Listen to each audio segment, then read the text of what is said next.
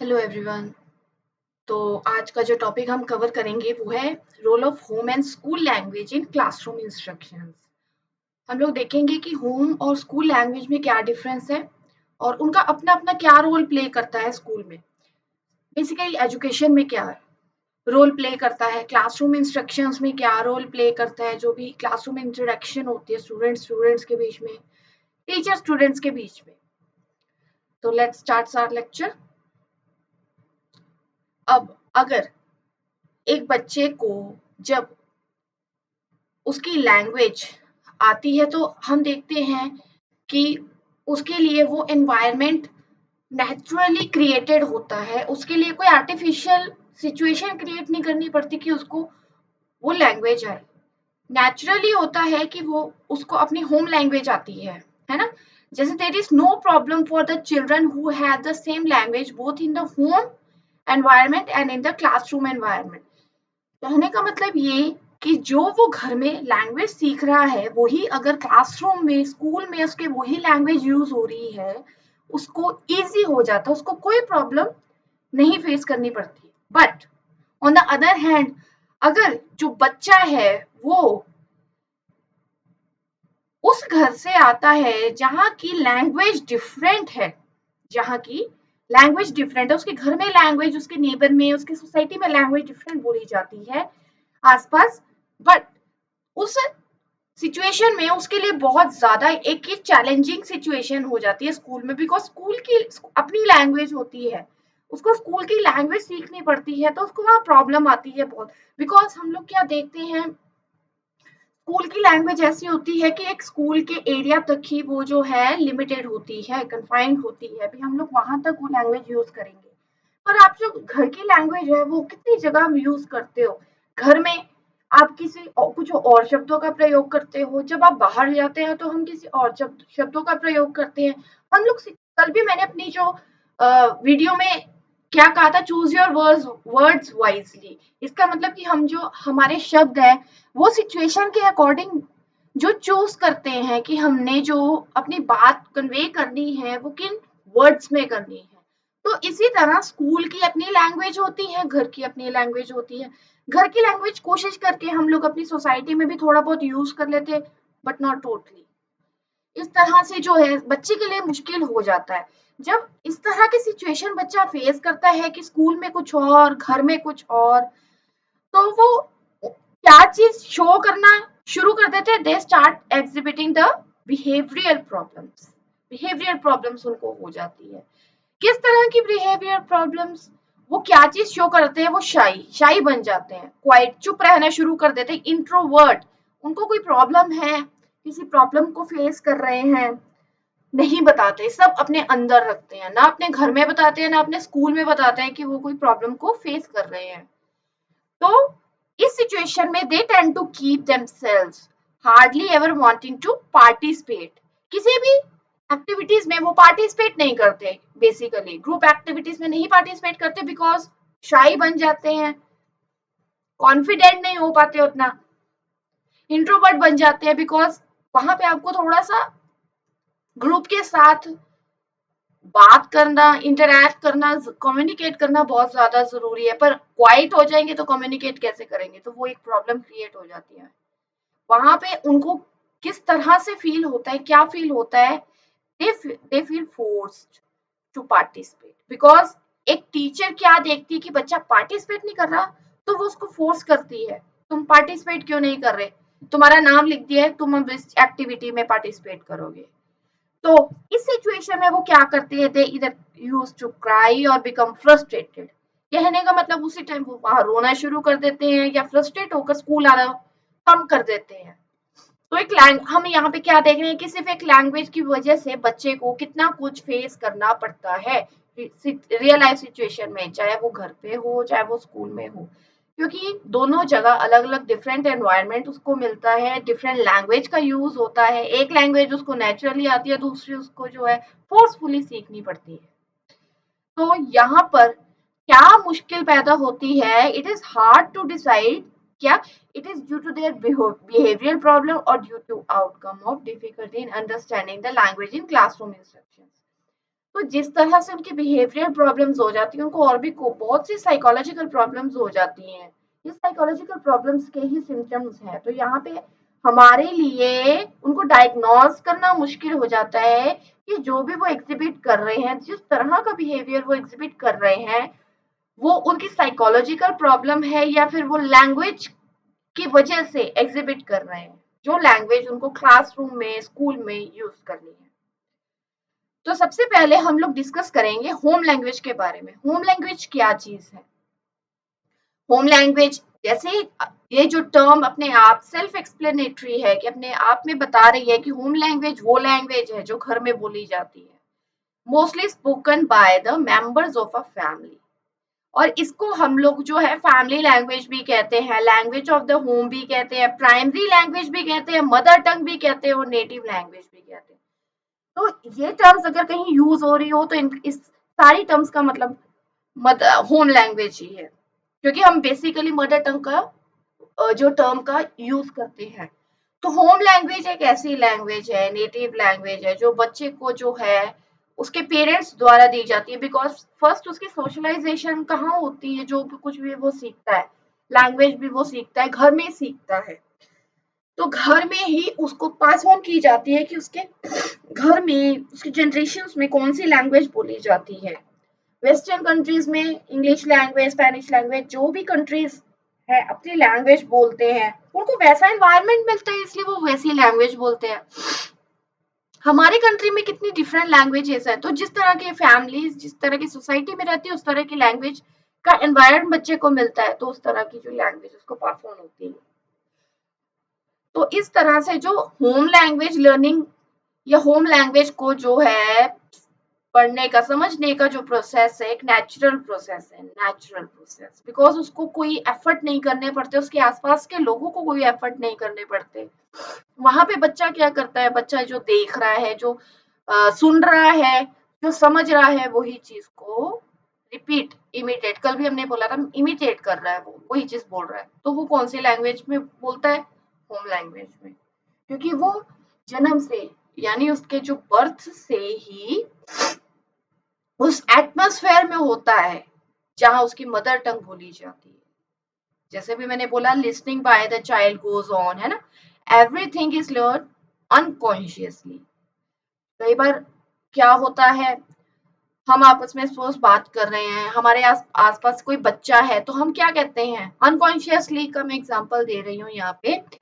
अगर सपोज हम लोग कुछ गलत वर्ड्स का यूज कर रहे हैं, हम क्या कहते हैं आपस में कि बच्चों के सामने गलत वर्ड का यूज नहीं करना, बिकॉज वो वर्ड सीख लेते हैं, तो इसलिए उनके सामने वैसा एटमॉस्फेयर बन जाता है, तो वो अनकॉन्शियसली वैसे वर्ड सीख लेते हैं जिस तरह उनके आसपास लैंग्वेज बोली जा रही है, एब्यूजिव लैंग्वेज बोली जा रही है, वो एब्यूजिव लैंग्वेज सीख लेते हैं। तो इस तरह से जो होम लैंग्वेज या फिर हम कहें जो मदर टंग है, एक इम्पोर्टेंट रोल प्ले करती है बच्चे की एजुकेशन पे, बिकॉज वो बचपन से ही वो लैंग्वेज को सीख रहा है। तो वो लैंग्वेज जो है उसको फर्दर नॉलेज एक्वायर करने में, समझने में, अंडरस्टैंड करने में, पढ़ने में जो है हेल्प करती है। हर तरह की नॉलेज, उसका रोल बहुत ज्यादा इंपॉर्टेंट हो जाता है, बिकॉज वो उसकी ऑलराउंड डेवलपमेंट में हेल्प करती है। आगे हम लोग डिटेल में इसको पढ़ेंगे। तो इसलिए ये कहते हैं कि जो उसकी जो होम लैंग्वेज या उसकी नेटिव लैंग्वेज या फिर उसकी जो मदर टंग है, उसको एक इम्पॉर्टेंट प्लेस स्कूल करिकुलम में मिलना चाहिए। अब हम लोग अगर पॉलिसी की बात करते हैं, 2020 की पॉलिसी आई है ना, उसमें क्या कहा गया है कि जो छोटे बच्चे हैं उनको उनकी मदर टंग में ही पढ़ाया जाएगा, बिकॉज मदर टंग में उनकी जो ग्रास्पिंग पावर है वो उतनी तेज हो जाती है। कुछ भी कॉन्सेप्ट हम उनको सिखाएंगे, वो फटाफट ग्रैब कर लेंगे उन कॉन्सेप्ट्स को। और अगर हम उनको किसी सेकेंड लैंग्वेज या दूसरी लैंग्वेज के थ्रू अगर वो कॉन्सेप्ट्स पढ़ाएंगे, तो हम लोग किस पे फोकस करेंगे, पहले उनको वो लैंग्वेज सिखानी पड़ेगी, फिर उनको वो कॉन्सेप्ट्स सिखाने पड़ेंगे। तो एक तरह से जो है टू वे प्रोसेस हो गया, पहले उनको लैंग्वेज सिखाओ। अब जरूरी नहीं है कि उनको वो लैंग्वेज आ जाए, क्योंकि लैंग्वेज सीखना इतना आसान नहीं है, it is a very complex process. पर हमारी जो मदर टंग हम सीखते हैं वो इस कॉम्प्लेक्स प्रोसेस को जो है बहुत ज्यादा इजी कर देती है, बिकॉज हमें वो लैंग्वेज उसको सिखानी नहीं पड़ती, वो सीखी सिखाई होती है। तो इस वजह से जो है जो भी वो सीख रहा है, जो भी वो सीखेगा फर्दर, जो भी वो स्कूल में सीखेगा अपनी लैंग्वेज में सीखेगा तो जल्दी सीखेगा। कुछ हमको स्पेशल एफर्ट्स करने की उसमें जरूरत नहीं पड़ती। एक मैंने यहाँ पे सॉरी डेफिनेशन ली है मदर टंग की। जैसे मदर टंग जो है क्या है, mother tongue refers to a child's first language. First language जो हम लोग घर में सीखते हैं, है ना, the language learn in the home from older family members. जो भी हम घर में हमारे जो फैमिली मेंबर्स जो बोलते हैं उनको वो बोलते हैं, हम लोग उनको सुनते हैं, जब सुनते हैं तो हम उसको इमिटेट करते हैं। ओके, नेक्स्ट हम लोग देखेंगे importance of home language. Home language की इंपॉर्टेंस क्यों है? Because there are many factors, जैसे कि एक्विजिशन ऑफ नॉलेज, पहला आता है एक्विजिशन ऑफ नॉलेज, फिर expression of thoughts, then command on the language or command over language, then it is easy to learn, then it becomes the communication medium, then it provides an identity to the student, then it helps to develop the positive self concept in the students.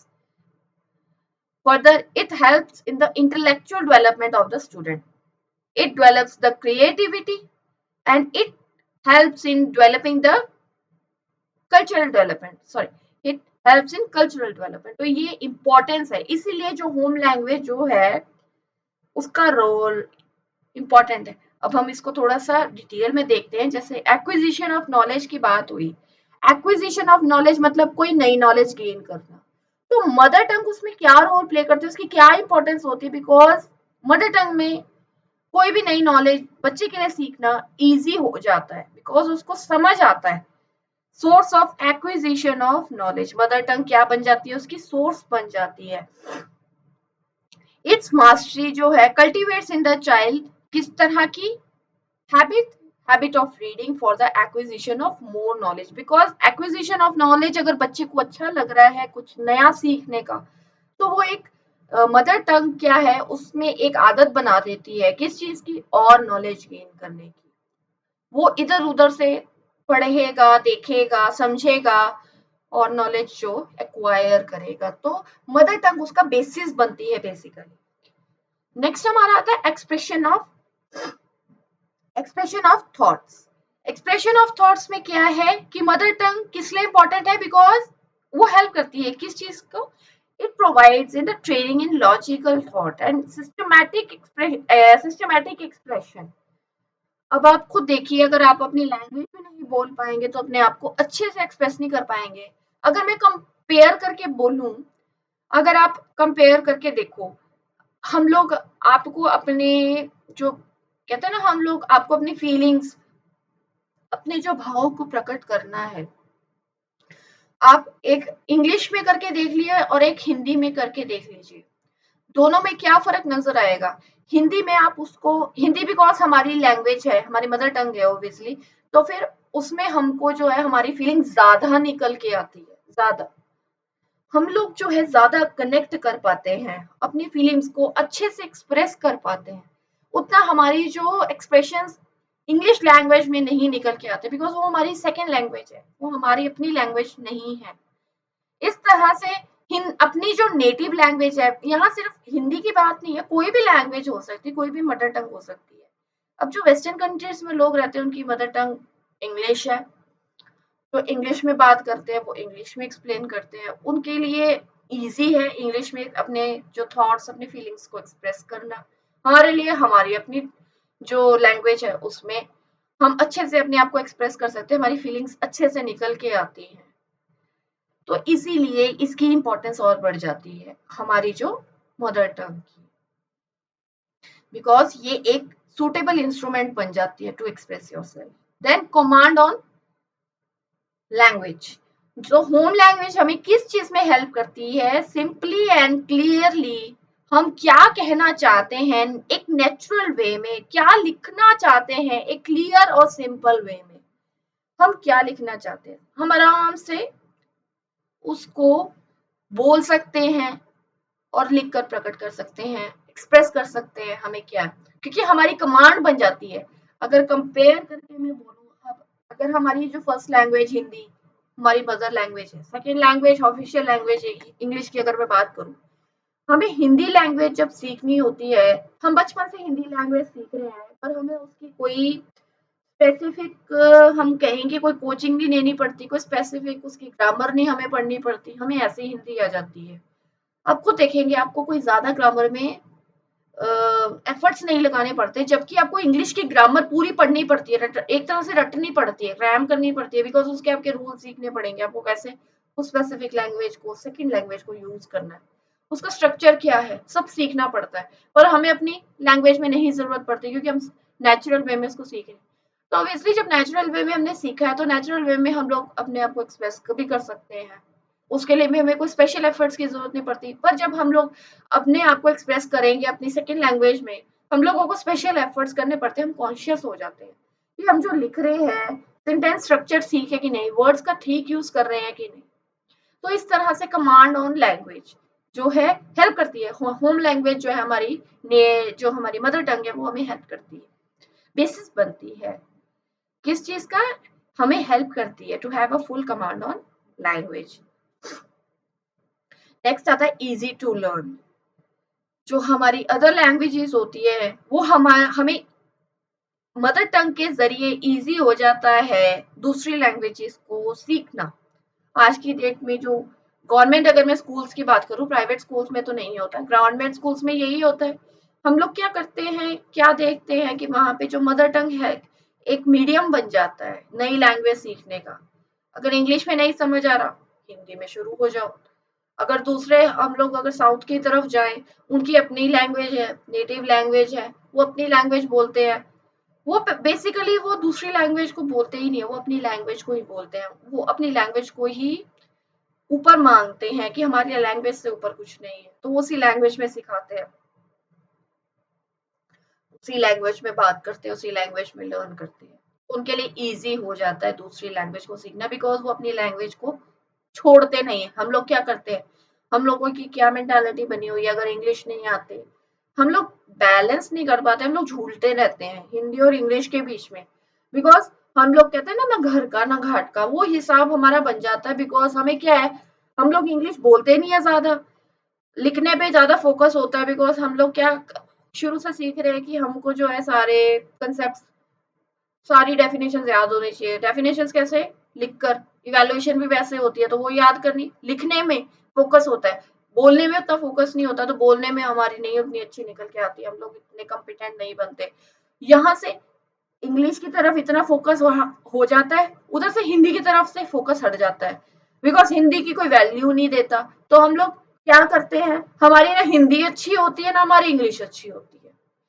तो इस तरह से हमारी जो अपनी language है हमें उसको इग्नोर नहीं करना, बिकॉज वो एक बेसिस बनती है दूसरी लैंग्वेज को सीखने का, बिकॉज वो हमें एक नेचुरल एनवायरनमेंट प्रोवाइड करती है कि हम दूसरी लैंग्वेज को सीखें, हमारी हेजिटेशन दूर करती है। Then it is easy to achieve mastery over it and use it in daily life. कौन सी, कोई भी दूसरी लैंग्वेज हो सकती है। Next, medium of communication. Home language क्या है, हमारी जो पहली बात, जो हमारी होम लैंग्वेज है वो हमारा मीडियम ऑफ कम्युनिकेशन ही है, हमें उसी में बात करते हैं, जो मोस्टली हम उसी में बात करते हैं। हमारा जो जो भी आपस में इंटरेक्शन होती है, mutual communication, exchange of ideas है ना, एंड फीलिंग्स, जो भी हमारी है, हमारी अपनी लैंग्वेज में ही बात करते हैं, अपनी लैंग्वेज में ही अपने आप को क्या कहना चाहते हैं, तो वो बेस बनती है। Next, it provides an identity to the student.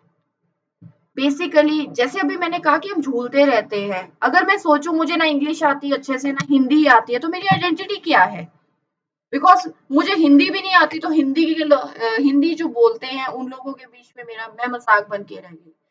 मुझे इंग्लिश भी नहीं अच्छे से आती, तो जो इंग्लिश बोलते हैं मैं उनके बीच में भी वो भी they also make fun of me. तो यहाँ पे जो मेरी आइडेंटिटी क्या है, इसीलिए जो होम लैंग्वेज है वो पहले एक आपकी आइडेंटिटी क्रिएट करने में हेल्प करती है, बिकॉज आइडेंटिटी क्रिएट करने का मतलब क्या है? वो एक बेसिकली आपकी पर्सनालिटी डेवलप करती है, आप में जो है एक हम कह सकते हैं कि ये कॉन्फिडेंस डेवलप करती है। कम से कम मैंने एक किसी इंटरव्यू में सुना था, मे बी आप एक नीतीश राजपूत करके है, बहुत अच्छी वीडियोस, बहुत अच्छी इंफॉर्मेशन, बहुत अच्छी नॉलेज प्रोवाइड करता है वो, लॉजिकल वे में पूरे एविडेंस देके। उन्होंने एक बार हिंदी और इंग्लिश के ऐसे जो हमारा कंपैरिजन चलता रहता है हमारा लाइफ में, उसने एक बात बोली थी जो मुझे उसकी बहुत अच्छी लगी थी। उसने कहा था कि अगर आपको इंग्लिश नहीं आती तो आप ये समझिए आपको कोई और लैंग्वेज आती है, आप ये ना समझिए आपको कुछ नहीं आता। कि अगर आपने बस ये ध्यान रखना है आपको इंग्लिश नहीं आती थी तो समझ लीजिए आपको कोई और लैंग्वेज आती है। बिकॉज कल भी हमने पिछली वीडियो में हमने ये बात की थी भी लैंग्वेज के बगैर हम लोग एक दूसरे के साथ कम्युनिकेट नहीं कर सकते।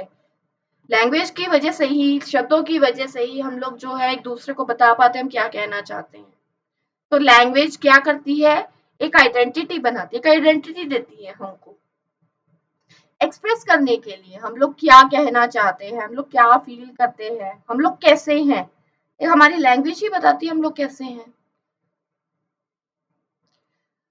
So community express part of its identity and its language of instructions, and a healthy society makes choice that promotes harmonious communities, confident individuals। वही चीज आ गई, confident आपको बनाती है। तो जिन कम्युनिटीज में मतलब अपनी नेटिव लैंग्वेज को अच्छा माना जाता है वहां पे हेल्थ सॉरी वहां पे जो है हारमोनियस आपकी जो है ग्रोथ होती है, वहां पे जो आप कॉन्फिडेंट इंडिविजुअल बन के निकलते हो, आपकी आइडेंटिटी अच्छी क्रिएट होती है। तो इससे आगे क्या फर्दर आपको बेनिफिट होता है, it helps in developing the positive self concept. जब आपकी आइडेंटिटी बनती है तो आपका एक पॉजिटिव सेल्फ कॉन्सेप्ट जो है बनता है। जैसे children have the chance of maintaining their first language can extend their cognitive development while learning other languages. तो कॉग्निटिव डेवलपमेंट बेसिकली वहां पे क्या है, आपका माइंड कैसे चल रहा है। आप अपने पहली बात अगर आपको अपनी लैंग्वेज आती है तो आपका सेल्फ कॉन्सेप्ट बनता है। उससे क्या होता है पहली बात कि जब आपकी आपको एक लैंग्वेज अपनी आती है अच्छे से, वो क्या बेस बनती है दूसरी किसी लैंग्वेज को सीखने का। और दूसरी लैंग्वेज को सीखना क्या है, it is a part of your cognitive abilities, because आपको समझना है, अंडरस्टैंड करना है, एक कॉग्निटिव प्रोसेस है बेसिकली दूसरी किसी भी लैंग्वेज को सीखना। अब हम इंग्लिश की बात करें वो एक कॉग्निटिव प्रोसेस है, आप उसको एक रट्टा लगा के क्रैम करके नहीं सीख सकते, उसका एक प्रॉपर प्रोसेस है, आपको समझना पड़ता है हर चीज को। अब ग्रामर क्या है, रूल्स है, आपको सारी ग्रामर पढ़नी पड़ती है, आपको सारी ग्रामर याद करनी पड़ती है, वो सारा आपको ग्रामर को पहले पढ़ोगे समझोगे फिर उसको यूज करोगे। कॉग्निटिव प्रोसेस है क्या वो आपकी जो है सेकेंड लैंग्वेज है। तो अगर आपको अपनी लैंग्वेज आती होगी तो आपको पता होगा कि कैसे पढ़ना है, तो वो पहली बात बेस तो बनता ही है। बिकॉज अगर आपको वो चीज नहीं समझ आ रही, सेकंड लैंग्वेज नहीं समझ आ रही, आपकी अपनी लैंग्वेज तो है ही है जिससे आप कम्युनिकेट कर सकते हो, तो इससे सेल्फ कॉन्सेप्ट जो आपका डेवलप होता है। बिकॉज फर्स्ट लैंग्वेज ही हमारे सेल्फ कॉन्सेप्ट के लिए इंपॉर्टेंट है, बिकॉज वो हमारा सेल्फ कॉन्सेप्ट पहले बना देती है, हम क्या है, हम कैसे हैं, हम क्यों है, जो जैसे भी है वैसे क्यों है, और जैसे बनना चाहते हैं वैसे क्यों बनना चाहते हैं, वो हमारी अपनी लैंग्वेज ही बताती है। अगर मैं बोलूं कि अगर आपको हिंदी आती है, आपको इंग्लिश सीखनी है, आपको इंग्लिश क्यों सीखनी है, आपकी अपनी लैंग्वेज ही बताएगी, आपकी अपनी लैंग्वेज में ही पता चलेगा। क्यों? बिकॉज उसकी कुछ लिमिटेशंस है। हमारी अपनी लैंग्वेज में हम बाहर, ग्लोबलाइजेशन का जमाना है, हम लोग जो है बाहर किसी से कम्युनिकेट नहीं कर सकते, इसलिए हमें सेकंड लैंग्वेज सीखने की जरूरत है। तो सेल्फ कॉन्सेप्ट आपका कायम रखती है आपकी अपनी होम लैंग्वेज। तो इंटेलेक्चुअल डेवलपमेंट हमने अभी अभी हमने पीछे बात की कि जो है आप अपने आप को अच्छे से एक्सप्रेस कर सकते हो, है ना। रीड करना मतलब कि और नॉलेज गेन करना, कितनी जगह से आप नॉलेज गेन करते हो, एक्विजिशन ऑफ नॉलेज वही चीज है। उसके बाद रीजनिंग आर द टूल्स। तो ये सब चीजें कैसे पॉसिबल है, ये सब चीजें जो है आपकी इंटेलेक्चुअल डेवलपमेंट में हेल्प करती है। इसके लिए आपको जो है नेटिव आपकी नेटिव लैंग्वेज और आपकी होम लैंग्वेज ही आपको हेल्प करती है, because all these are possible only through your home language. Because पहले आप अपने आप को बोलना, सुनना, समझना, पढ़ना, जो भी आप नॉलेज एक्वायर करते हो अपनी अपनी लैंग्वेज में ही करते हो। देन क्रिएटिविटी, जो होम लैंग्वेज है आपकी हेल्प करती है क्रिएटिविटी डेवलप करने में।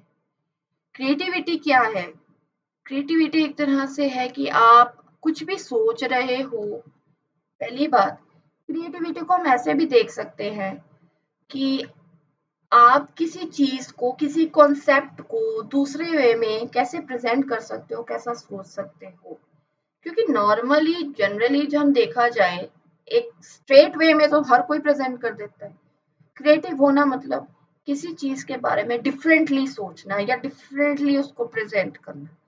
तो आपकी होम लैंग्वेज ही आपको क्रिएटिविटी में हेल्प करती है, बिकॉज यहाँ पे जो है आपका सेल्फ एक्सप्रेशन अच्छा होता है।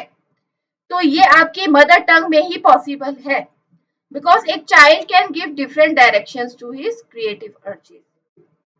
आप कितना सोचते हो, कैसा सोचते हो, आपकी जो होम लैंग्वेज है वो ही आपको हेल्प करती है।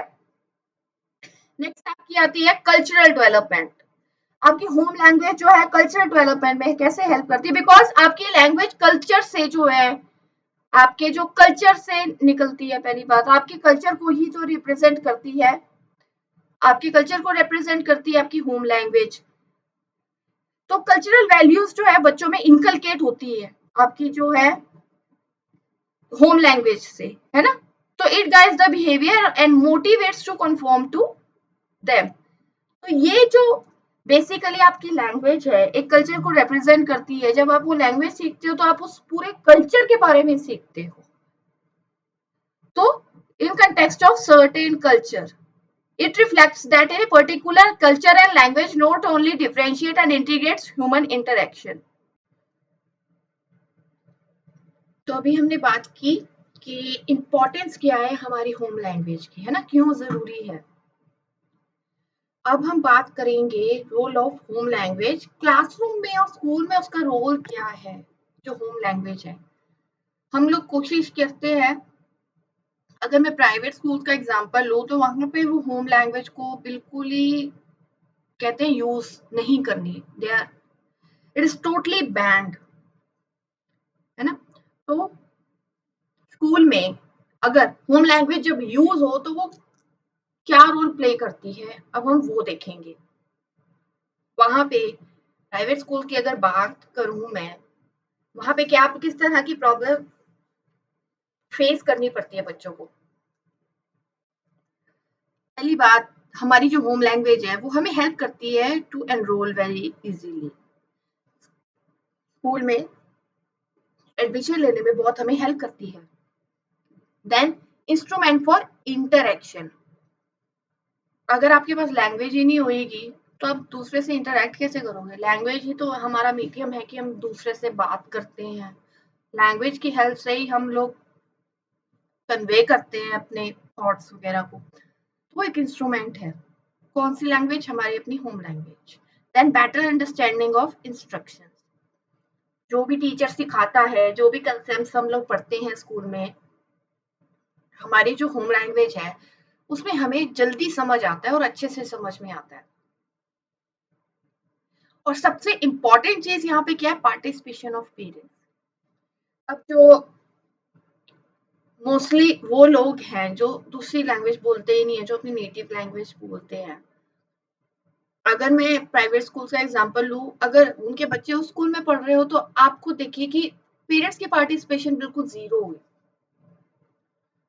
क्यों? क्योंकि वो आपस में कम्युनिकेट नहीं कर सकते, उनको वो लैंग्वेज ही नहीं आती। पर प्राइवेट स्कूल्स क्या करते हैं, सिर्फ उस स्पेसिफिक सेकंड लैंग्वेज पे ही फोकस करते हैं। बात उसमें बात अगर नहीं करोगे तो पनिशमेंट मिलती है। वहां पे पार्टिसिपेशन भी कम हो जाती है पेरेंट्स की, बिकॉज पेरेंट्स को उस तरह का ट्रीटमेंट नहीं मिलता, इससे उनकी पार्टिसिपेशन कम हो जाती है। और वहीं अगर हम गवर्नमेंट स्कूल्स में देखें तो गवर्नमेंट स्कूल्स में इतनी फ्रीडम होती है, वहां पार्टिसिपेशन होती है पेरेंट्स की। वो पेरेंट्स के ऊपर है कि वो कर रहे हैं कि नहीं, पर इतनी फ्रीडम होती है कि पेरेंट्स जो है इंक्लूड अपने आप को कर सकें अपने बच्चों की लर्निंग में, अपनी बच्चों की एजुकेशन में। तो उनकी अपनी लैंग्वेज, उनकी अपनी होम लैंग्वेज है, वो मीडियम बनती है। Then all round development, all round development, तो यहाँ हम देखते हैं ऑलराउंड डेवलपमेंट में उनकी मतलब होम लैंग्वेज उनकी हेल्प करती है। अगर उनकी अपनी होम लैंग्वेज में इंस्ट्रक्शंस उनको मिल रही है क्लास में तो जल्दी समझ में आता है। स्पोर्ट्स में इंस्ट्रक्शंस मिल रही है जहाँ वो खेल रहे हैं तो वहाँ उन्हें जल्दी समझ में आएगी इंस्ट्रक्शंस। कोई एक्टिविटी कंडक्ट हो रही है, वो एक्टिविटी को समझने में, उसको परफॉर्म करने में उनको ईजी होगा। नेक्स्ट है improve learning outcomes. Learning outcomes means जो बच्चे ने लर्न किया है उसकी परफॉर्मेंस अच्छी होती बेसिकली। लर्निंग अदर लैंग्वेजेस, ये अभी हमने बात की कि जो उनकी मदर टंग है वो बेसिस बनती है किसी दूसरी लैंग्वेज को सीखने का। एक्सपेंड रीच ऑफ एजुकेशन, तो यही है एक्सपेंड, ग्लोबलाइजेशन का जमाना है बेसिकली, तो हम लोग कितनी चीजें एक्स्ट्रा सीखते हैं आज की डेट में। सिंपल आपके कंसेप्ट काफी नहीं है, आपको उससे बाहर भी नॉलेज होनी बहुत ज्यादा जरूरी है। तो आपकी अपनी लैंग्वेज क्या है, हेल्प करती है वहां तक पहुंचने में। Then role, it connects with the rest of the world, globalisation की जैसे मैंने बात की। आज की डेट में क्या है, अगर सपोज आपकी लैंग्वेज, अपनी नेटिव लैंग्वेज इंग्लिश नहीं है, सपोज हिंदी है, ग्लोबलाइजेशन का अगर मैं बोलूँ या कनेक्ट विद द वर्ल्ड में बोलूँ, अगर आपको जानना है दुनियादारी में क्या हो रहा है, आप क्या करते हो बेसिकली, आप जाओगे अपने फोन खोलोगे, आप गूगल खोलोगे, ओपन करोगे, आप उसमें कुछ टाइप करोगे जो भी आपको मतलब वर्ड रिलेटेड देखना है? तो उसमें आप जब डालते हो उसमें एक ऑप्शन भी आता है सर्च इन हिंदी, हिंदी में खोजे। तो कहने का मतलब ये कि आपकी जो अपनी लैंग्वेज है आपको वर्ल्ड से कनेक्ट करने में हेल्प कर रही है। यहाँ पे वो अलग बात है, यहाँ टेक्नोलॉजी का यूज हो रहा है but still you are able to connect with the rest of the world. Next हमारा आता है basis for future life and learning, की आगे की जो हमारी लर्निंग है वो हमारी जो है होम जो लैंग्वेज है वही हेल्प करती है कि हम आगे कितना पढ़ेंगे, हम आगे कितना लर्न करेंगे। अगर नहीं होगा हम लोग आगे लर्न नहीं कर पाएंगे। आगे हम इसको डिस्कस कर लेते हैं डिटेल में। इजी एनरोलमेंट की हमने बात की, मतलब कि बच्चे को जो चांस मिलता है कि वो अपने आप को फिट कर सके एजुकेशन में, स्कूल के एनवायरनमेंट में, और जो कुछ भी स्कूल से रिलेटेड है हर चीज उसमें अपने आप को उसका पार्ट बना सके। क्योंकि जब तक वो उसका पार्ट नहीं बन पाएगा तब तक वो वहां पे सब नहीं कर पाएगा, नहीं रह पाएगा, स्कूल में स्कूल छोड़ देगा। हम देखते हैं जहाँ पे बच्चों को एफर्ट लगाने पड़ते हैं, अगर कोशिश करते हैं अपनी, नहीं कर पाते तो वो छोड़ देते हैं।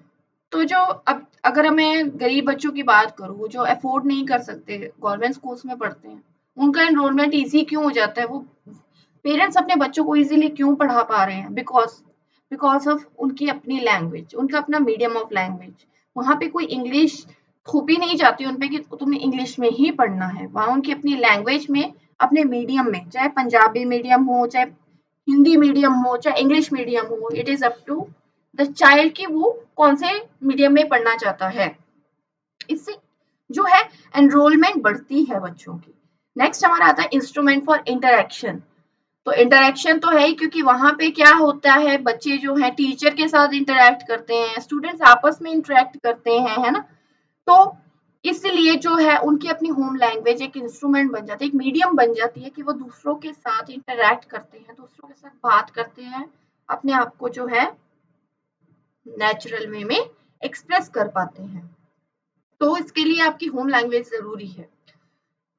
उसके बाद क्या रोल है होम लैंग्वेज का, better understanding of the instruction, कि टीचर क्या कह रही है, जो इंस्ट्रक्शंस टीचर दे रही है वो तभी अच्छे से समझ आ पाएगा बच्चों को अगर वो होम लैंग्वेज में सिखाया जा रहा है। बिकॉज अगर सेकेंड लैंग्वेज की बात करूं, पहले उसको सेकेंड लैंग्वेज को सीखना पड़ेगा, पहले सेकेंड लैंग्वेज को सीखेगा फिर उन इंस्ट्रक्शंस को सीखेगा। तो यहाँ पे जो है प्रोसेस डबल हो गया, टीचर का काम भी डबल हो गया। तो अगर दूसरी लैंग्वेज यूज की जाती है क्लासरूम में तो स्टूडेंट को क्या होता है, डिफिकल्टी होती है समझने में। आज की डेट में क्या है, स्कूल्स में क्या होता है कि अगर मैं सब स्कूल्स की बात नहीं कर रही, कुछ स्कूल्स में अगर आपको इंग्लिश में नहीं समझ आ रहा तो हिंदी में भी बताया जाता है बच्चों को। किस लिए? ताकि उनके इंस्ट्रक्शंस मतलब उनको समझ आए बेसिकली, क्योंकि होम लैंग्वेज में उनको जल्दी समझ में आएगा। बेसिकली हम बच्चों को पढ़ा रहे हैं तो हमें बच्चों को देखना है, लर्नर सेंटर्ड की बात हो रही है। पर हमारा मतलब जो एजुकेशन सिस्टम है इतना मतलब इस वे में इतना रिजिड मतलब बना दिया गया है, नहीं बना दिया गया है। फोकस कहाँ हो रहा है? ना नॉलेज पे, ना नॉलेज पे हो रहा है, ना स्टडी पे हो रहा है, ना अंडरस्टैंडिंग पे हो रहा है, सिर्फ एक लैंग्वेज पे हो रहा है कि वो लैंग्वेज अगर आती है, अ, अगर आपको वो सेकंड लैंग्वेज आती है, it means you are educated. आपको अगर वो लैंग्वेज आती है तो आपको सब कुछ आता है, जो कि जरूरी नहीं है। इंग्लिश के 4 वर्ड बोलने से जरूरी नहीं कि आपको सारी नॉलेज आती है। अगर आपको अपनी अपनी लैंग्वेज में, अपनी नेटिव लैंग्वेज में भी नॉलेज है, इसका मतलब आप एजुकेटेड हो। पार्टिसिपेशन ऑफ पेरेंट्स, तो आपकी अपनी जो नेटिव लैंग्वेज, होम लैंग्वेज है, पेरेंट्स को जो क्या करती है, फील करवाती है। They feel satisfied, they feel free, कि वो जो है अपने बच्चों की जो एजुकेशन में पार्टिसिपेट कर सके। क्योंकि अगर उनको पेरेंट्स को अगर अपनी बच्चे अगर होम लैंग्वेज अगर यूज की जाएगी तो पेरेंट्स को पता चल पाएगा ना कि बच्चों की क्या मतलब बच्चे का कैसा परफॉर्म कर रहे हैं, बच्चे कहाँ स्टैंड कर रहे हैं basically. they would be easy to able to communicate with teachers। Paytm में क्या है, टीचर के साथ अच्छे से बात कर सकते हैं। अगर पेरेंट्स अगर नहीं बात कर पाएंगे, आप टीचर का बिहेवियर देख लो, अगर नहीं अच्छा होएगा, पेरेंट्स का मोरल वहीं डाउन हो जाएगा, पेरेंट्स का कॉन्फिडेंस ही वहीं डाउन हो जाएगा। तो वो चीज नहीं होनी चाहिए। तो जो हमारा जो मोरल जो डाउन नहीं होने देती, कौन सी? हमारी अपनी होम लैंग्वेज। नेक्स्ट आता है ऑल राउंड डेवलपमेंट। हमारी home language all round development में हेल्प करती है। कैसे? कि होम लैंग्वेज, पहली बात, बच्चा जो है बचपन से सीख रहा है, वही जो उसको लीड करती है किस चीज के लिए? बेटर अंडरस्टैंडिंग के लिए, हर कंसेप्ट को समझने के लिए। तो जो उसके हर डोमेन है, अगर वो अपनी लैंग्वेज ही यूज करेगा तो बहुत आगे बढ़ पाएगा, बहुत ज्यादा आगे बढ़ पाएगा। बिकॉज पर हम लोग हर्डल एक क्रिएट कर देते हैं बच्चों की प्रोग्रेस में। कहाँ?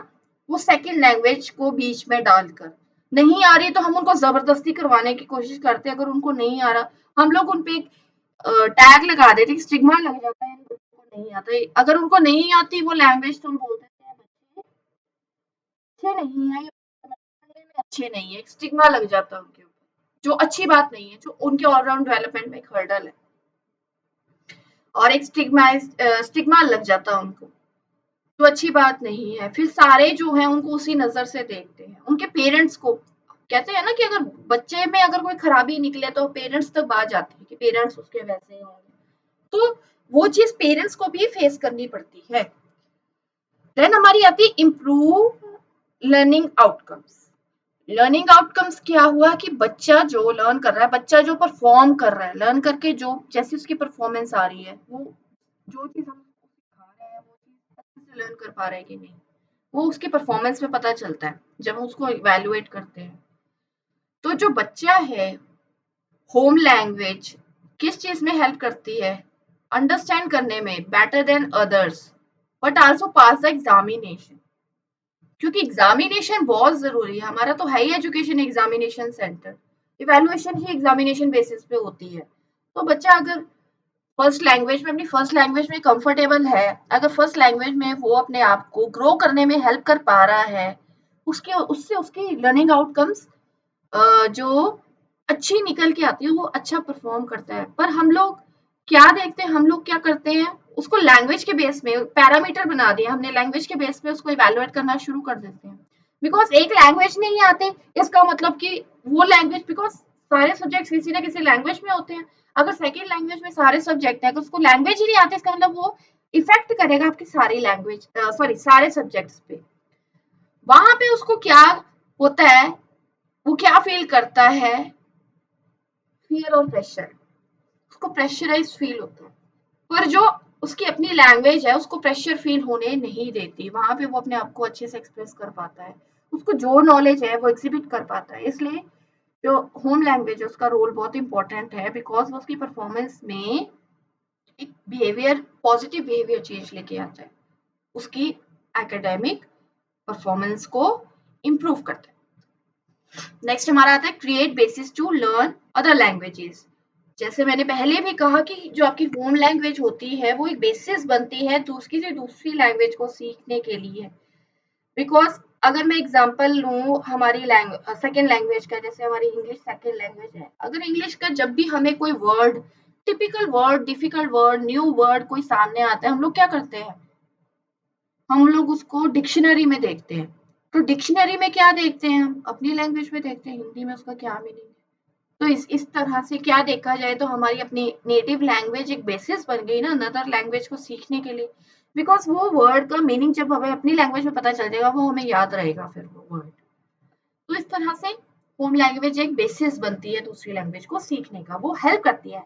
It act as a helping hand in learning और अंडरस्टैंडिंग किसी दूसरी लैंग्वेज को। Next, it helps in expanding the reach of education. Home language क्या हेल्प करती है, हमारा जो है एक्सपेंड करती है, एक्सपेंड करने में हेल्प करती है हमारी लर्निंग को, हमारी एजुकेशन को। बिकॉज जब हम अपनी लैंग्वेज में पढ़ रहे होते हैं हमें समझ आना शुरू हो जाता है। जब हमें समझ आना शुरू हो जाता है हमारा इंटरेस्ट क्रिएट होना शुरू हो जाता है। जब हमारा इंटरेस्ट क्रिएट शुरू हो जाता है तो हमारी क्यूरियोसिटी बढ़ जाती है। जब हमारी क्यूरियोसिटी बढ़ जाती है हमारा मन करता है हम और नॉलेज इधर से भी लें उधर से भी लें, ये भी पढ़ें वो भी पढ़ें। तो यहाँ पे होम लैंग्वेज कितना रोल अच्छा प्ले करती है कि बच्चा जो है नॉलेज एक्वायर करे, नॉलेज इधर उधर से गेन कर पाए। सिर्फ एक क्लासरूम नॉलेज नहीं, अपनी लैंग्वेज से उसको कितना कुछ सीखने को मिलता है। बिकॉज कितने लोगों से वो कम्युनिकेट करता है, कितनी चीजों को वो देखता है, सुनता है, समझता है। तो इससे उसकी जो एजुकेशन, उसकी नॉलेज एक्सपैंड होती है। तो इस तरह से जो मदर टंग में पढ़ते हैं they learn far better than others. Because वो एक ना लैंग्वेज में ही कहते हैं ना रह जाते हैं, उसके बीच में ही रह जाते हैं लैंग्वेज। क्योंकि जब तक लैंग्वेज नहीं सीखोगे तब तक आपको कंसेप्ट क्लैरिटी नहीं होगी। बिकॉज लैंग्वेज में ही तो उस किसी स्पेसिफिक लैंग्वेज में ही तो वो कंसेप्ट लिखे हुए हैं। तो रोल ऑफ लैंग्वेज में लास्ट हमारा आता है connects with the rest of the world. जैसा मैंने अभी एग्जांपल दिया था कि आप गूगल पे जाओ, आप कुछ भी सर्च कर सकते हो वर्ल्ड के बारे में। अगर आपको वो लैंग्वेज में समझ नहीं आ रहा, आप अपनी लैंग्वेज में ऑप्शन है उसमें कि आप अपनी लैंग्वेज में ढूंढ सकते हो। तो इस तरह से जो है आपकी अपनी लैंग्वेज क्या हेल्प करती है, एक ब्रिज की तरह काम करती है, bridge between learner and the rest of the world. एक ब्रिज की तरह काम करती है आपके और वो जो दूसरी तरफ, ब्रिज के दूसरी तरफ जो नॉलेज है उसको गेन करने में एक कनेक्शन बिल्डअप कर देती है, कनेक्शन बिल्डअप कर देती है सोसाइटी, सोसाइटी के साथ। फॉरेन लैंग्वेज, फॉरेन लैंग्वेज यानी सेकेंड लैंग्वेज, और सिर्फ सोसाइटी, हमारी सोसाइटी नहीं, हम दूसरों की सोसाइटी के बारे में भी तो सीखते हैं। जब फॉरेन लैंग्वेज सीख रहे हैं, लैंग्वेज एक कल्चर को रिप्रेजेंट करती है, एक सोसाइटी को रिप्रेजेंट करती है, तो ऑब्वियसली हम लोग उस सोसाइटी के बारे में भी तो जान पाएंगे। अब हम लोग जब इंग्लिश के बारे में देखते सुनते तो हमें ये भी तो पता है कि अब जो इंग्लिश बोलने वाले लोग कैसे हैं, उनका रहन सहन कैसा है, उनकी एजुकेशन कैसी है। हम लोग उनको डेवलप्ड कहते हैं, क्यों कहते हैं, उनकी लैंग्वेज से ही पता चलता है, उनकी क्योंकि उनकी लैंग्वेज से उनकी सोसाइटी, उनका थॉट प्रोसेस पता चलता है बेसिकली। नेक्स्ट हमारा आता है टॉपिक जो है रोल ऑफ स्कूल लैंग्वेज। अभी हमने होम लैंग्वेज के बारे में बात की, अब स्कूल लैंग्वेज जो है क्लासरूम में इंस्ट्रक्शंस में क्या रोल प्ले करती है। स्कूल लैंग्वेजेस को हम लोग जो है दूसरे वर्ड्स में एकेडमिक लैंग्वेज भी कहते हैं, जिसका हम लोग स्कूल्स में यूज करते हैं। हम लोग इन लैंग्वेज को कहाँ देखते हैं, स्कूल लैंग्वेज को कहाँ देखा जा सकता है, हम अपनी टेक्स्ट बुक्स में देखते हैं, अपने लेसन्स में देखते हैं, अपने असाइनमेंट्स में देखते हैं, अपने टेक्स्ट में देखते हैं। बिकॉज इसमें एक स्पेसिफिक लैंग्वेज का यूज हो रहा होता है। ये हम लोग बेसिकली क्या करते हैं, यहाँ पे जो लैंग्वेज यूज कर रहे होते हैं, आप देखेंगे ये लैंग्वेज हम जनरली अपनी डेली लाइफ में यूज नहीं करते हैं।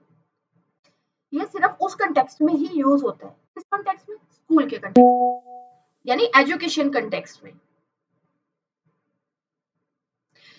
Next, school is more standardise. तो ये जो लैंग्वेज है इसको स्टैंडर्डाइज लैंग्वेज कहा गया। स्टैंडर्डाइज मतलब कोई भी ऑर्गेनाइजेशन है, जो स्कूल मतलब एक एजुकेशनल ऑर्गेनाइजेशन, तो जो भी एजुकेशनल ऑर्गेनाइजेशन है सब एजुकेशनल ऑर्गेनाइजेशन में ये सेम लैंग्वेज यूज होती है। तो उसको एक स्टैंडर्डाइज कहा गया है यहाँ पे स्टैंडर्डाइज मतलब सारी जगह एक लैंग्वेज या एक रूल को फॉलो करना, एक रूल यानी एक लैंग्वेज को फॉलो करना, यानी एकेडमिक लैंग्वेज के रूल्स को फॉलो करना, which is it in vocabulary, उसकी जो ग्रामर बिल्कुल एक्यूरेट होती है, उसमें कुछ मिस्टेक्स नहीं होती, good at writing and speaking. अब मैं अगर बात करूँ, आपको अगर एक फॉर्मल जब लेटर या एप्लीकेशन लिखनी होती है तो उसका एक स्टैंडर्डाइज एक फॉर्मेट होता है, आप लोग उसी लैंग्वेज में लिखना होता है। जैसे हम लोग आप स्कूल में लिखते हैं जैसे टू द प्रिंसिपल, स्कूल का नाम, सब्जेक्ट, फिर नीचे आपका बॉडी ऑफ टेक्स्ट, फिर नीचे फ्रॉम, है ना, योर सिंसियरली नाम, वो एक फॉर्मेट है। अब आप अपनी तरफ से थोड़ी लिख दोगे, सिर्फ एक पैराग्राफ में लिख सकते हो उसको, नहीं। मैं बीमार हूँ, मैं स्कूल नहीं आ सकता, कृपया करके मुझे एक दिन की छुट्टी दी जाए, नहीं। तो एक स्टैंडर्डाइज फॉर्मेट है, उसको फॉर्मल भी हम कहते हैं, फॉर्मल और टेक्निकल बेसिकली कहते हैं, फॉर्मल एंड टेक्निकल, ठीक है। It may be home language, national और इंटरनेशनल लैंग्वेज, कोई भी लैंग्वेज हो सकती है बेसिकली, स्कूल में कोई भी लैंग्वेज हो सकती है, आपकी होम लैंग्वेज भी होगी। तो एक कंटेक्स्ट में, एक एरिया में, एक एटमॉस्फेयर में, वहां पे कैसे उस चीज को यूज करना है, उस सॉरी उस लैंग्वेज को यूज करना है, उसको स्टैंडर्डाइज कर दिया जाता है वहां पे। अब आपकी अपनी भी नेटिव लैंग्वेज भी हो तो उसको स्टैंडर्डाइज कर दिया, मतलब उसके कुछ पैरामीटर्स है कि उसके अंदर ही आपको उस लैंग्वेज का यूज करना है। अब आप अपने घर की लैंग्वेज तो वहां यूज नहीं करते, आप देखेंगे स्कूल में लैंग्वेज आपका कुछ और होगी, अगर आप अपनी अपनी नेटिव लैंग्वेज में यूज कर रहे हो, घर में कुछ और होती है, सोसाइटी में कुछ और होती है।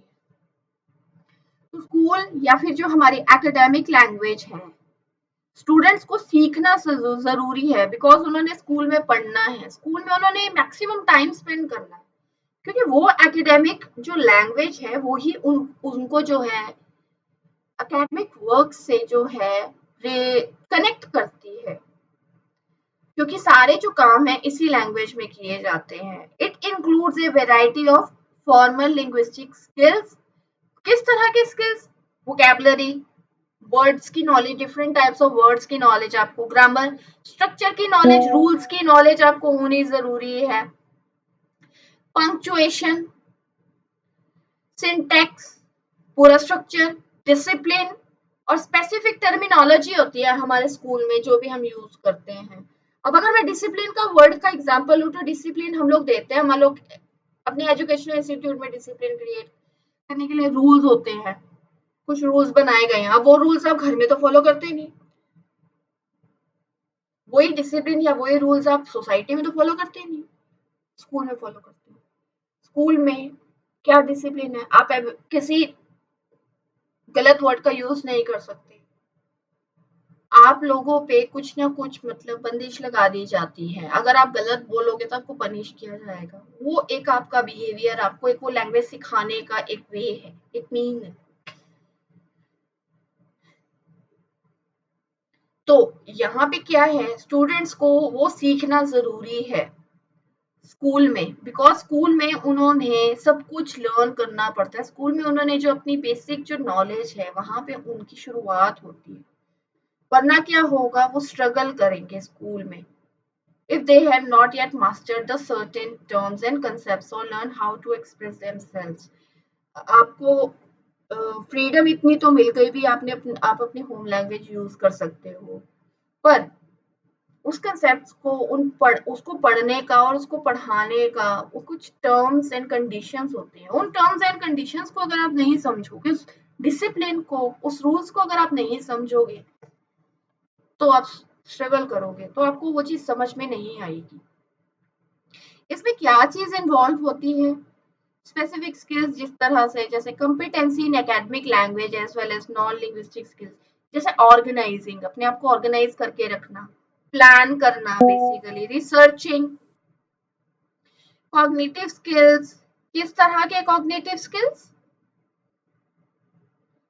किस तरह के cognitive skills, okay, critical thinking, problem solving, analyzing, recalling, learning modes like questioning, discussing, observing, theorizing, working habits, self discipline। तो ये सब हम लोग देखते हैं, हम लोग स्कूल में सीखते हैं, ये सब हम लोग स्कूल में क्या सीखते हैं, ये सब हम लोग अगर आप देखें तो एक तरह से हमारा बिहेवियर उसको कंट्रोल कर रहे हैं। ऑर्गेनाइज करना, घर में आप इतने ऑर्गेनाइज नहीं रहते, घर में आप हर चीज को प्लान नहीं करते, कॉग्निटिव स्किल्स आपके घर में डेवलप नहीं होते, क्रिटिकल थिंकिंग आपके घर में डेवलप नहीं होती, प्रॉब्लम सॉल्विंग सिचुएशंस वैसी घर में नहीं मिलती, रिकॉलिंग, क्वेश्चनिंग आप घर पे नहीं करते, डिस्कसिंग, ऑब्जर्विंग, फिर उसको थ्योराइज करना घर में नहीं करते, ये सब स्कूल में होता है। बिकॉज आप वहां पे कुछ ना कुछ नॉलेज गेन कर रहे हो। नॉलेज आप देखोगे, कुछ ऑब्जर्व करोगे तो आपके मन में कुछ, कहते हैं ना, आप उसको एनालाइज करोगे, आपके मन में कुछ क्वेश्चंस उठेंगे, क्वेश्चंस को आप डिस्कस करोगे, डिस्कस करेंगे तो कुछ रिजल्ट निकल के आएगा, रिजल्ट निकल के आएगा तो आप उसको थ्योराइज करोगे। ठीक है, थ्योराइज करेंगे तो आप प्लान ऑर्गेनाइजिंग कर रहे हो एक तरह से, तो अपने आप को आप सेल्फ डिसिप्लिन कर रहे हो, सेल्फ डिसिप्लिन सीख रहे हो। तो सेल्फ डिसिप्लिन क्या आप सिर्फ स्कूल में सीखते हो, सेल्फ डिसिप्लिन, और ये बहुत इंटीग्रल पार्ट है स्कूल का, क्योंकि स्कूल से ही शुरुआत होती है। तो इस तरह से सॉरी, तो इस तरह से जो स्कूल लैंग्वेज है डिफरेंट हो जाती है आपकी होम लैंग्वेज से। होम लैंग्वेज हेल्प तो करती है, आपको बेस तो बनती है, पर आपके ऊपर कुछ पैरामीटर्स लगा दिए जाते हैं, कुछ रूल्स रेगुलेशंस लगा दिए जाते हैं, आप अपनी लैंग्वेज को यूज करो, पर एक कंट्रोल्ड बिहेवियर आपसे एक्सपेक्ट किया जाता है अपनी लैंग्वेज को लेकर। नेक्स्ट हमारा आता जो है सोर्सेस। कौन कौन से ऐसे सोर्सेज हैं जो हम अपनी जो स्कूल लैंग्वेज है, जहां से हम स्कूल लैंग्वेज सीखते हैं। लेसन प्लानिंग फर्स्ट आता है हमारा, लेसन प्लानिंग। नेक्स्ट आता है क्लासरूम इंटरेक्शन से। टेक्स्ट बुक्स हमें बहुत सी मतलब स्कूल लैंग्वेज सीखने में हेल्प करती है। क्लास के टेस्ट, ब्लैक बोर्ड राइटिंग से पता चलता है हमें। Evaluation techniques, different evaluation techniques से पता चलता है। होम असाइनमेंट्स पता चलता है, और स्कूल डायरी, ये सब हमें जो है स्कूल लैंग्वेज सीखने में हेल्प करती है। किस तरह से थोड़ा सा डिटेल में देख लेते हैं। लेसन प्लान्स, जैसे हम टीचर्स जैसे लेसन प्लान डेवलप करते हैं डेली बेसिस पे, वीकली बेसिस पे और ईयरली बेसिस पे, कि बच्चों को क्या पढ़ाना है। तो ये वाले जो लेसन प्लान है किस तरह से डेवलप किए जाते हैं स्कूल लैंग्वेज में, बिकॉज हमें पता है कि एक फॉर्मेट है लेसन प्लान बनाने का, हम उसी को फॉलो करते हैं। हर टीचर उस लेसन प्लान को फॉलो करता है, वो स्टैंडर्डाइज्ड है। मतलब हर स्कूल में वो चीज, हर स्कूल में वो लेसन प्लान का फॉर्मेट फॉलो होता है। इस तरह से वो लेसन प्लान का फॉर्मेट क्या हुआ, स्कूल लैंग्वेज की, सॉरी स्कूल की एक लैंग्वेज, स्कूल की एक लैंग्वेज मानी गई, बिकॉज उस तरह का फॉर्मेट आप कहीं और यूज करते हो, नहीं करते। लेसन प्लान का और कहीं यूज होता ही नहीं है, स्कूल्स में ही यूज होता है, तो स्कूल की लैंग्वेज ही मानी जाएगी।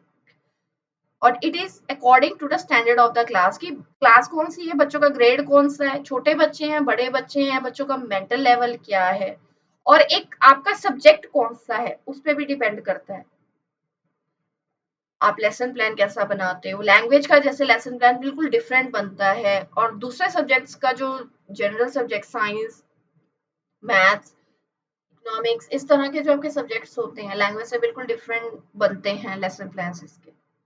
नेक्स्ट आता है हमारा क्लासरूम इंटरेक्शन। तो क्लासरूम इंटरेक्शन भी एक सोर्स है कि हम स्कूल लैंग्वेज सीखते हो, बिकॉज वहां पे जो है स्कूल क्या है, it is an axle of the types of teaching and learning in the school.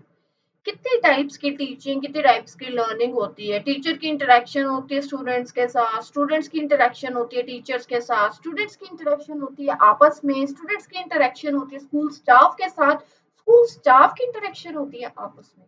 तो हम देखेंगे वहां पे हम लोगों को क्या देखने को मिलता है, अ वेरी कंट्रोल्ड बिहेवियर।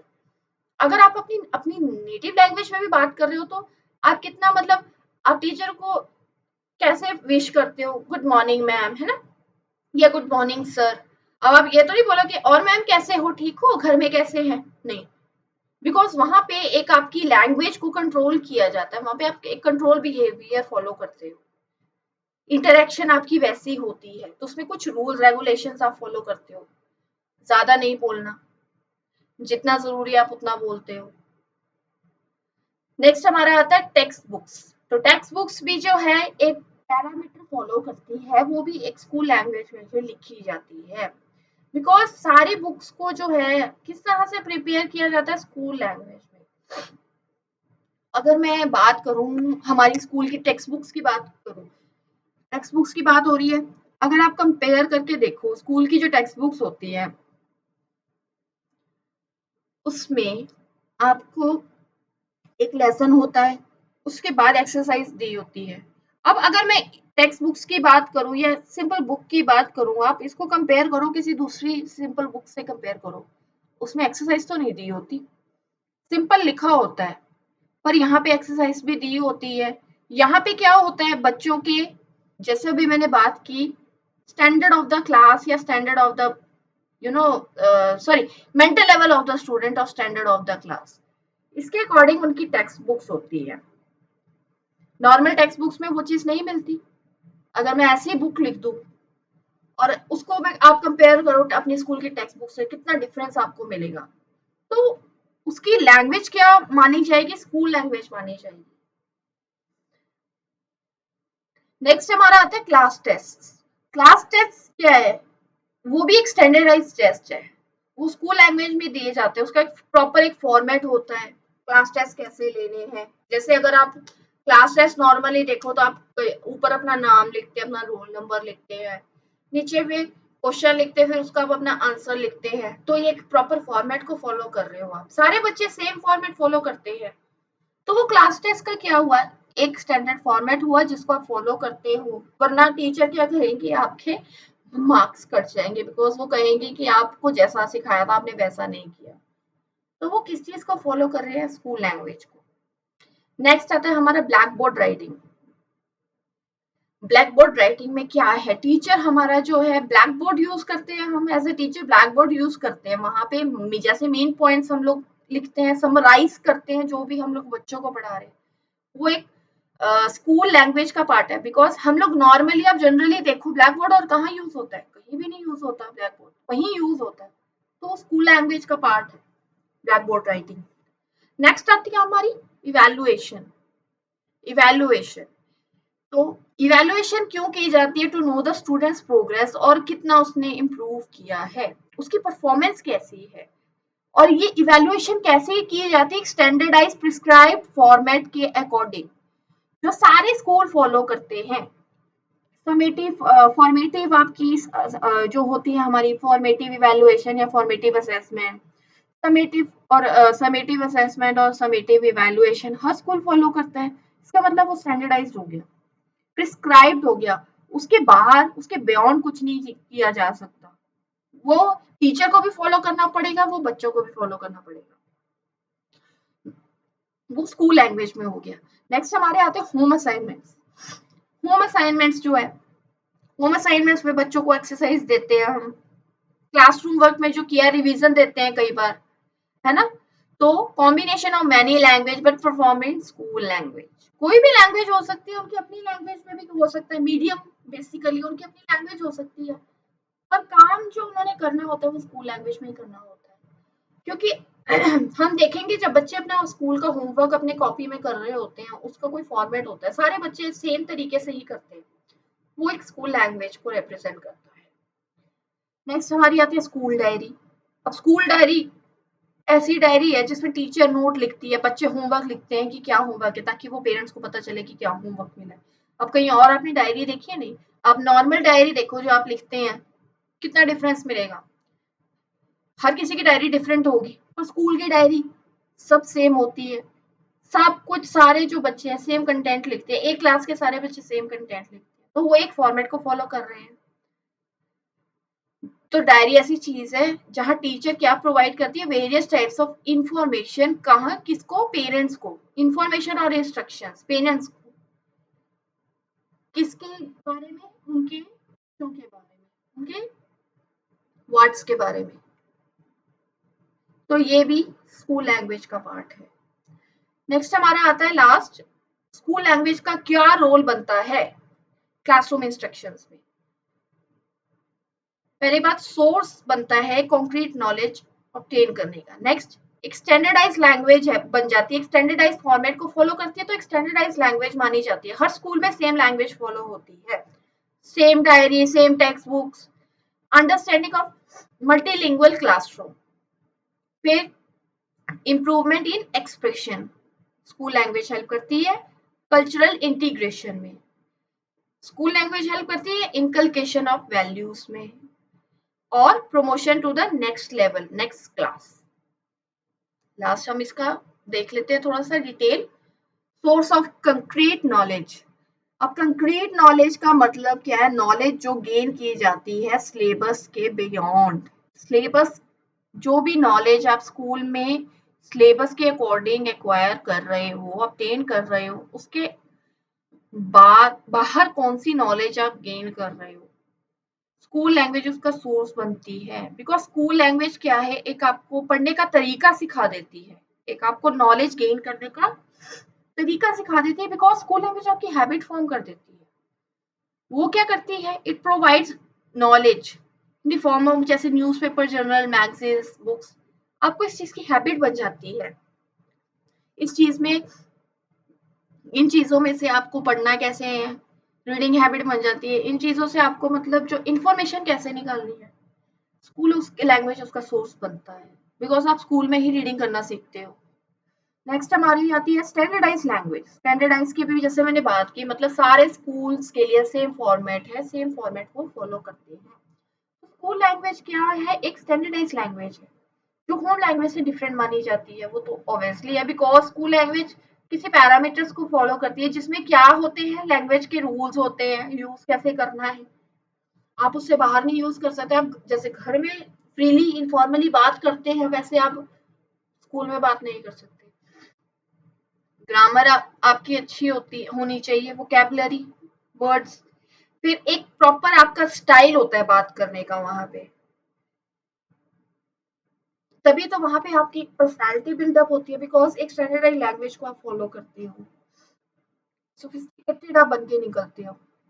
तो टीचर क्या करती है? ही और she also makes efforts to develop standardise language accent, किसमें? बच्चों में, कि बच्चे जब उसको सीखें, उसमें उनके बिहेवियर में, उनके पर्सनालिटी में इससे चेंज आता है, उसको वो मेंटेन रखें। बिकॉज उस लैंग्वेज का यूज हर इंस्टीट्यूशन में, एजुकेशनल इंस्टीट्यूशन में होता है। नेक्स्ट हमारा आता है understanding of multilingual classroom. Multilingual classroom in the sense कि एक क्लास में कितने बच्चे होते हैं। अब जरूरी नहीं है कि एक क्लास में सिर्फ एक ही लैंग्वेज बोलने वाले बच्चे हों, डिफरेंट लैंग्वेज बोलने वाले बच्चे भी होते हैं, मल्टीपल लैंग्वेजेस बोलते हैं, तो डिफरेंट वर्ड्स बोलते हैं, डिफरेंट फ्रेजेस बोलते हैं, डिफरेंट सेंटेंस बोलते हैं। तो एक टीचर को कितना मुश्किल हो जाता होगा उन डिफरेंट लैंग्वेजेस के साथ, उन डिफरेंट लैंग्वेजेस वाले बच्चों के साथ इंटरेक्ट करना। तो एक स्कूल की जो लैंग्वेज है, उनको हेल्प करती है टीचर को स्टूडेंट्स के साथ इंटरेक्ट करने में, बिकॉज एक कॉमन अंडरस्टैंडिंग स्टैब्लिश हो जाती है उनके बीच में। तो एक स्कूल की जो लैंग्वेज है वो क्या हेल्प करती है? It helps in removing the linguistic diversity. Linguistic diversity, अगर एक हिंदी बोल रहा है, एक पंजाबी बोल रहा है, एक इंग्लिश बोल रहा है, एक बंगाली बोल रहा है, तो कोई भी डिफरेंट लैंग्वेज बोल रहा है, तो कॉमन स्कूल की लैंग्वेज क्या हेल्प करती है? क्योंकि सबको वो लैंग्वेज फॉलो करनी पड़ती है, तो एक ईजी हो जाता है एक दूसरे के साथ कम्युनिकेट करना। तो यहाँ पे जो स्कूल लैंग्वेज क्या एक्ट करती है? It works as a agent of commonness.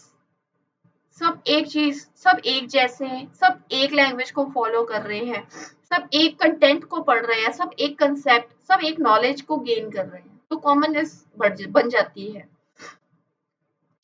Next हमारा आता है improvement in expression. Improvement in expression कैसे? क्योंकि जो स्कूल की लैंग्वेज होती है वो हेल्प करती है to develop ability to express among students in the classroom interaction.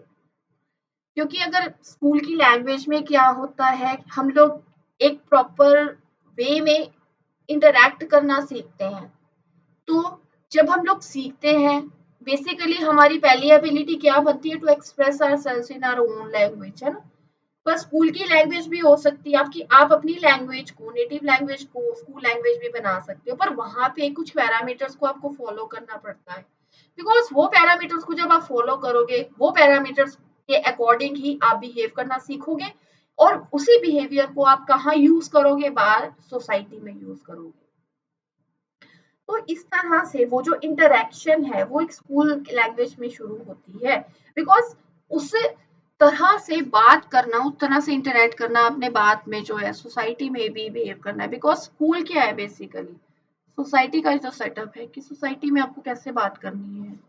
तो स्कूल एक आपको पर्टिकुलर वे में बात करना, बिहेव करना, सोचना, लिखना, समझना, एक्सप्रेस करना सिखा देता है।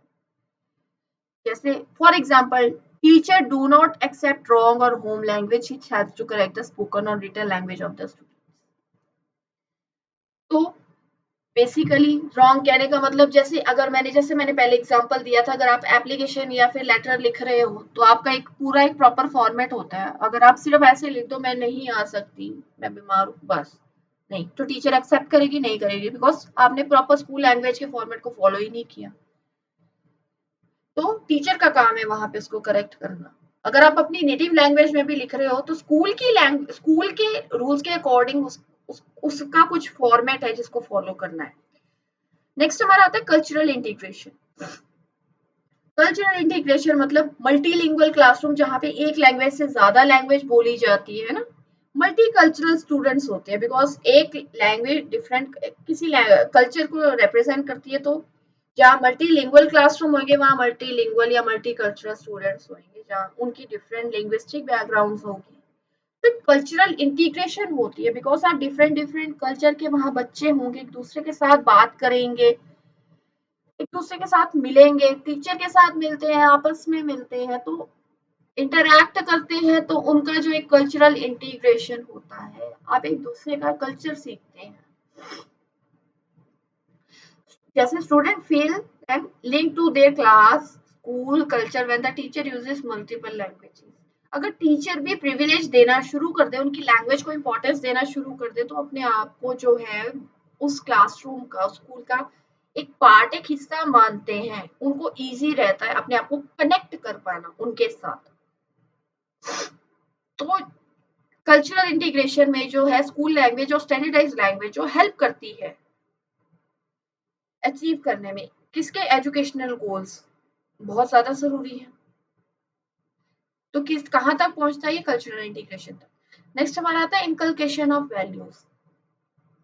स्कूल लैंग्वेज जो है वो क्या रोल प्ले करता है इनकलकेशन ऑफ वैल्यूज। वैल्यूज तो सिखानी है, जब सोसाइटी में रहना बच्चों को सिखा रहे हैं तो सोसाइटी में वैल्यूज ही तो है जो हम सीखते हैं, वैल्यूज को ही तो हम फॉलो करते हैं, सोसाइटी के नॉर्म्स हम लोग सीखते हैं। तो टीचर जो प्रिपेयर करती है लेसन वो वैल्यू पे ही बेस्ड होते हैं। कोई ना कोई जो भी लेसन कुछ भी हम लोग सिखा रहे हो, कोई ना कोई वैल्यू बच्चे सीखते हैं उससे। तो कोई ना कोई वैल्यू डायरेक्टली या इनडायरेक्टली बच्चे सीखते हैं। कोई भी लेसन है, हम लोग कहते हैं ना कोई भी लेसन बच्चों ने पढ़ा उसका मोरल क्या हुआ, वो मोरल एक बेसिकली वैल्यू ही बता रहा होता है बच्चों को। वो एक वैल्यू ही इनकलकेट करना होता है। वो चैप्टर क्या बता रहा है, एक वैल्यू इनकलकेट करना आपको सोसाइटी है। चाहे वो आप कहो कि धोखा नहीं देना चाहिए, झूठ नहीं बोलना चाहिए, ये सब क्या है, वैल्यूज के ही पार्ट है। लास्ट हमारा क्या आता है, प्रमोशन टू हायर लेवल, यानी कि higher class. Next level next class में बच्चों को कैसे प्रमोट करना है वो स्कूल लैंग्वेज ही तो डिसाइड करेगा। उसका इंपॉर्टेंट रोल प्ले करता है, बिकॉज उसको फॉलो नहीं करोगे तो स्टूडेंट्स अगली क्लास में नहीं जा पाएगा।